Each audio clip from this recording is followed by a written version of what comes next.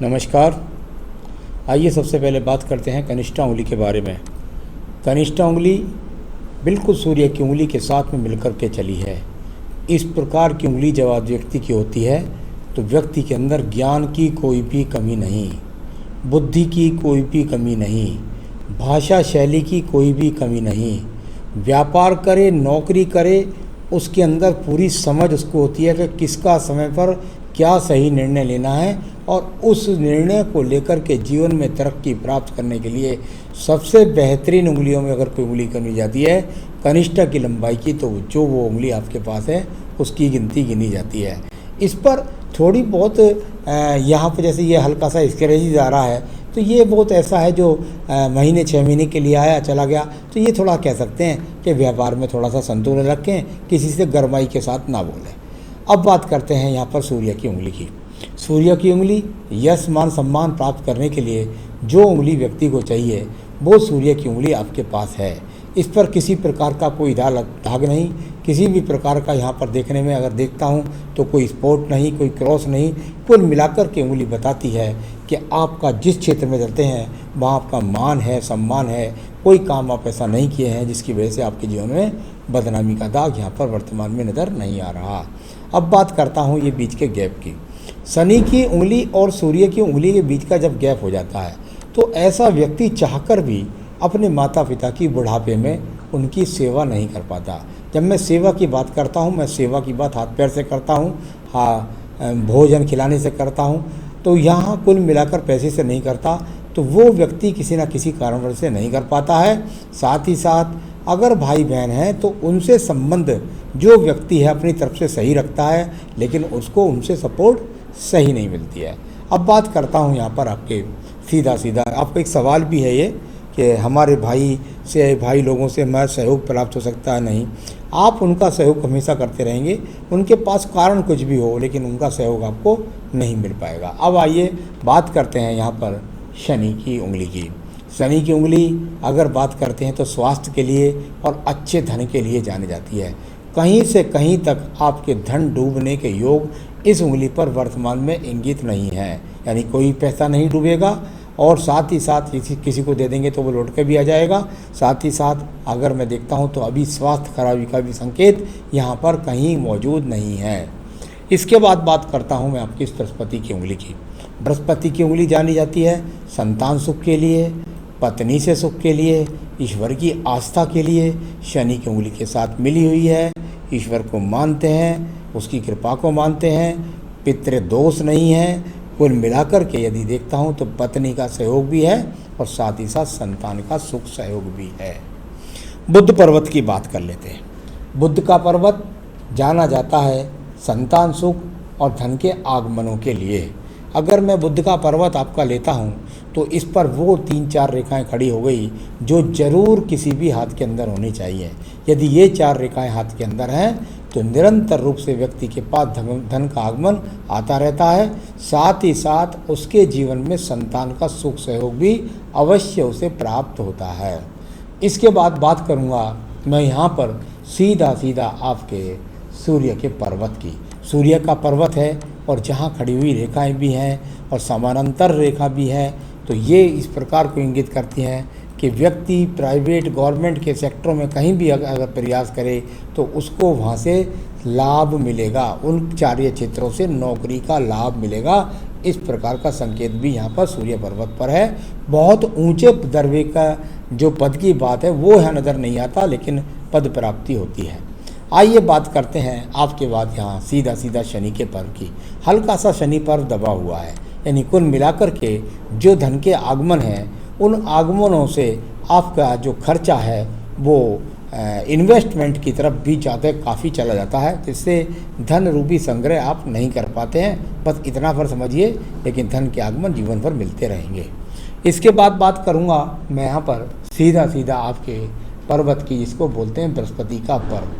बृहस्पति का पर्व यदि यहाँ मैं देखूँ तो एक यहाँ पंखड़ी सी नज़र आती है बनी हुई, ये हल्की सी पंखड़ी यहाँ बनती है, एक इस प्रकार से पंखड़ी सी बन रही है यहाँ।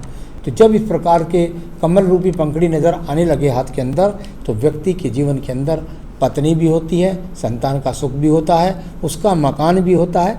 इस प्रकार का यहाँ पर दिखलाने वाला ये शुभ चिन्ह भी आपके हाथ के अंदर मौजूद है। इसे ज्योति पुंज भी बोल देते हैं कई बार। अब बात करते हैं यहाँ पर सीधा सीधा हृदय रेखा के बारे में। हृदय रेखा, और यहाँ पर हृदय रेखा स्वरूप सही है इसका, और जा कर के सीधा सीधा ऊपर बृहस्पति पर्वत को भी जाती है, तो एक रेखा का संबंध मंगल पर्वत के साथ भी बनता है। यानी कुल मिलाकर के मंगल पर्वत तक जब बृहस्पति रेखा का संबंध बन जाए तो व्यक्ति के जीवन के अंदर थोड़ा सा पत्नी के साथ में अनबन वाले संबंध रहते हैं। कोई तलाक वाली बात नहीं कर रहा हूँ, थोड़ा सा मुँह बुआहे संबंध हो जाते हैं, थोड़ा सा कड़वाहट के संबंध हो जाते हैं, भाषा शैली में संबंध खराब हो जाते हैं। इस प्रकार की जब रेखा व्यक्ति के हाथ के अंदर निकलती है तो चलिए, ये आपकी यहाँ रेखा के बारे में बताया। अब बताने वाला हूँ, कोई रोग नजर नहीं आ रहा। यहाँ मंगल रेखाओं के बारे में, मंगल रेखाएं, और यहाँ पर मंगल रेखाओं को जाना जाता है व्यक्ति के जीवन के अंतर्गत संघर्ष करने वाली रेखाएं। जब इस प्रकार की संघर्ष करने वाली रेखाएं व्यक्ति के हाथ के अंदर हों तो व्यक्ति के जीवन के अंतर्गत संघर्ष करने वाला यानी मेहनत करने वाला व्यक्ति है। हाथ पर हाथ बैठ करके थाली सपने देखने वाला नहीं है। इस प्रकार को दिखलाने वाली रेखा है। यहाँ छोटे मंगल पर्वत में यहाँ छोटे छोटे एक्स के चिन्ह बने हुए हैं इस क्षेत्र में। ये जब छोटे छोटे एक्स के चिन्ह होते हैं तो छोटे मोटे एक्सीडेंट का सामना कराते रहते हैं। अब बात करता हूँ मैं आपकी बुद्धि रेखा की। बुद्धि रेखा बहुत ज़्यादा तीव्र तो नहीं है, लेकिन कुल मिलाकर के यहाँ इसका बुध पर्वत तक पहुँच जाना अपने आप में बुद्धि रेखा इस बात को बताती है कि आप अपने जीवन के अंतर्गत सही रूप से संतुलन रख पाते हैं। न चंद्र पर्वत की तरफ ज़्यादा संबंध है, ना कोई बहुत ज़्यादा ट्रांसफ़र के योग हैं, ना कोई बहुत ज़्यादा भागदौड़ है, परंतु कुल मिलाकर के इसका भी संबंध मंगल पर्वत की तरफ ज़्यादा है। यानी कुल मिलाकर यदि आप नौकरी की तरफ ज़्यादा ध्यान करें तो आपके जीवन के अंदर ज़्यादा तरक्की प्राप्त होगी। द्वितीय मंगल पर्वत को देखता हूँ, कोई झगड़ा नहीं है, कोई झंझट नहीं है, कोई मुकदमा नहीं है। दूसरे हाथ में भी देख लेता हूँ साथ के साथ, नहीं है कहीं पर भी। तो यहाँ कोई झगड़ा नहीं, कोई झंझट नहीं, कोई मुकदमा नहीं, इस तरह की स्थिति को दिखलाने वाला आपका द्वितीय मंगल पर्वत भी ठीक है। चंद्र पर्वत की बात करता हूँ, कोई बहुत ज़्यादा भाग दौड़ की रेखाएं, कोई बहुत ज़्यादा मानसिक टेंशन की रेखाएं यहाँ पर नज़र नहीं आती हैं। तो कुल मिलाकर के चंद्र पर्वत भी ठीक है।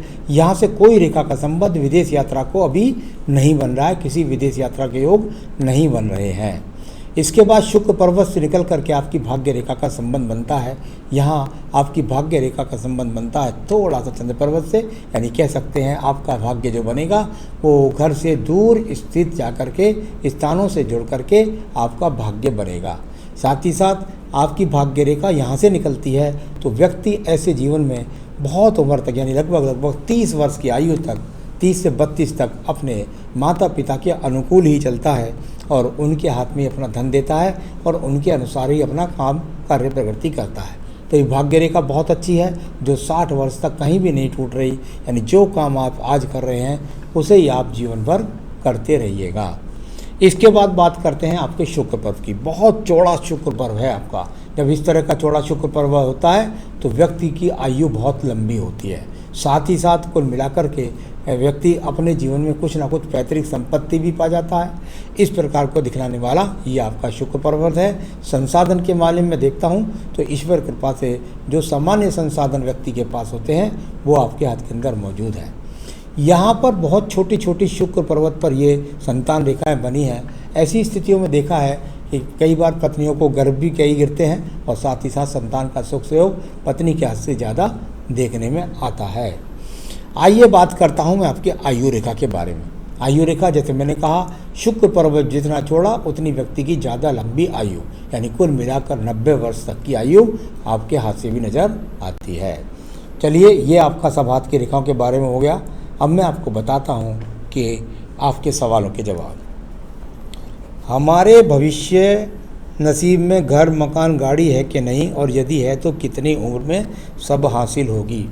एक छोटा सा ब्रैकेट्स इधर की तरफ बन रहा है और एक बन रहा है सूर्य पर्व पर, यानी कुल मिलाकर के कह सकते हैं 2024-2025 वो आपके जीवन का वर्ष होगा जिसमें आप मकान बना पाएंगे। वाहन जैसी स्थिति तो आप कभी भी ले सकते हैं, आजकल तो लोग लोन से ले लेते हैं, फील्ड से ले लेते हैं, लेकिन मकान की स्थिति ज़्यादा मजबूत मानी जाती है। वो 2024 और 2025 में आपको ऐसा अवसर प्राप्त होगा।